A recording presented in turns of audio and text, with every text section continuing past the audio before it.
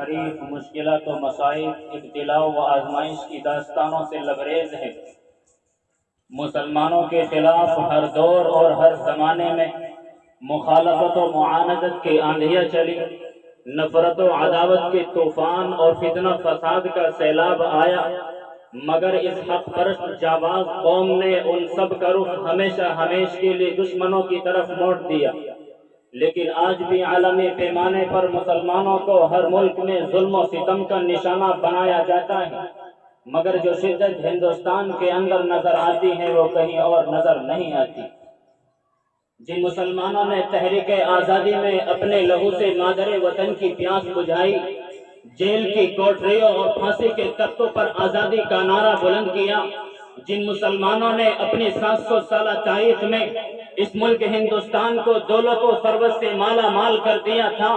اسے سونے کی چڑیا بنا دیا تھا، جن مسلمانوں نے اس ملک ہندوستان میں اتحاد و اتفاق کا چمن لگایا تھا، ہندو مسلم ایکتا کا چراغ روشن کیا تھا، انہیں کو آج غدار وطن کہا جاتا ہے، ان کو فسادات کی آگ میں جھونک دیا جاتا ہے اور بے گناہ مسلمانوں کو سلخوں کے پیچھے ڈال دیا جاتا ہے، اور UAPA جیسا کالا قانون ان بیچارے مسلمانوں پر لگا دیا جاتا ہے۔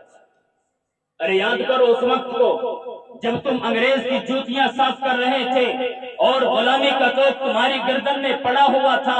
اور یہ ملک ہندوستان آزادی کے لیے ترس رہا تھا، تو اس وقت اس ملک کی گود میں پرورش پانے والا کوئی مائی کا لال اتنی جرأت نہیں کر سکتا تھا جو انگریز کی حکومت کو للکار سکے اور دنیا کی سپر پاور طاقت کا مقابلہ کرنے کے لیے آواز اٹھا سکے۔ دیکھو ہماری بے باکی کو سب سے پہلے جس نے آواز اٹھائی تھی وہ شیر دل انسان، انسانیت کا مسیحا، شاہ ولی اللہ کا فرزند شاہ عبدالعزیز تھا۔ شاہ عبدالعزیز کی آواز کیا تھی؟ وہ آواز یہ تھی کہ انگریز کے خلاف جہاد کرنا چاہیے۔ شاہ عبدالعزیز کا یہ فتویٰ انگریز کے لیے ایک خطرناک پیغام تھا جس نے انگریز کو بے چین کر دیا تھا۔ اسی آواز کے سہارے علماء ہند اور خاص طور سے علماء دیوبند سر پر کفن باندھ کر انگریز کی حکومت کو ختم کرنے کے لیے میدان میں نکل پڑے۔ پھر تاریخ نے دیکھا علماء کرام کو توپوں کے منہ پر باندھ کر گولا چاک دیا گیا۔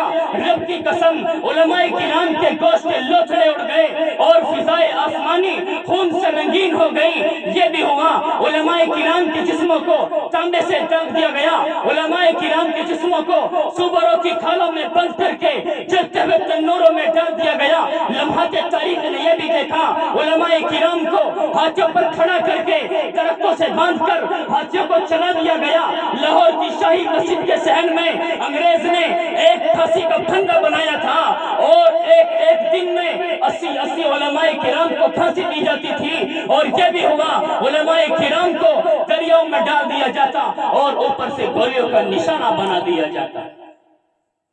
تاریخ شہادت دیتی ہے کہ دریا کا پانی علماء کرام کے خون سے سرخ ہو چکا تھا، مگر کسی عالم نے نہ تو کسی انگریز سے سمجھوتا کیا اور نہ ہی کسی انگریز کے سامنے گردن جھکائی۔ حضرات گرامی، 1857 میں جنگ آزادی ہوئی، اس میں 2 محاذ بنائے گئے، ایک محاذ امبالے میں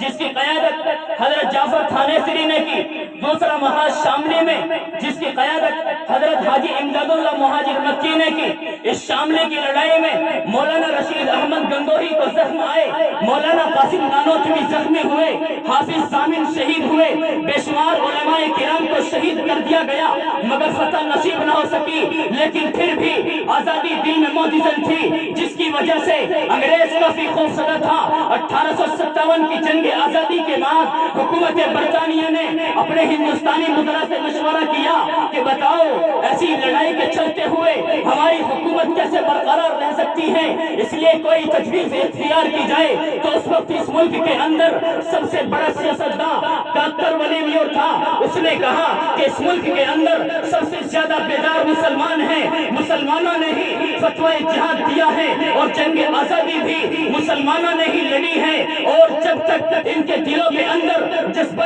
جہاد ہے ہم لوگ ان پر حکومت نہیں کر سکتے، اس لیے جذبہ جہاد کو ان کے اندر سے ختم کرنا ضروری ہے، اور وہ یہ ہے کہ علماء کرام کو اور قرآن کریم کو ختم کر دیا جائے۔ چنانچہ 1861 میں 3 لاکھ قرآن کریم کے نسخے انگریز بدبخت نے جلائے، علماء کرام کو ختم کرنے کا فیصلہ کر دیا۔ انگریز مولوی ٹامسن اپنے یادداشت میں لکھتا ہے کہ 1864 سے لے کر 1867 تک تقریباً 14,000 علماء کرام کو تختہ تار پر لٹکا دیا گیا۔ علماء کرام کو ختم کرنے کے بعد پھر ٹامسن لکھتا ہے کہ جب میں اپنے خیمے کے اندر داخل ہوا، مجھے وہاں پر مردار کی بو آئی، میں نے دیکھا کہ علماء کرام کو جیل کے اندر پکایا جا رہا ہے۔ میری موجودگی میں 40 علماء کرام کو لایا گیا، کپڑے اتار دیے گئے میرے سامنے۔ انگریز بدبخت نے کہا کہ تم میں سے ایک آدمی کھڑا ہو کر یہ کہہ دے کہ ہم 1857 کی جنگ آزادی میں شریک نہیں تھے، ہم تمام کو چھوڑ دیں گے، مگر مجھے پیدا کرنے والے کی قسم ایک بھی عالم ان میں ایسا نہ تھا جس نے انگریز سے سمجھوتا کر لیا ہو اور انگریز کے سامنے گردن جھکا دی ہو۔ تمام کے تمام نے جیلوں کے اندر تو پسند کر لیا لیکن انگریز سے سمجھوتا نہیں کیا۔ حضرات گرامی،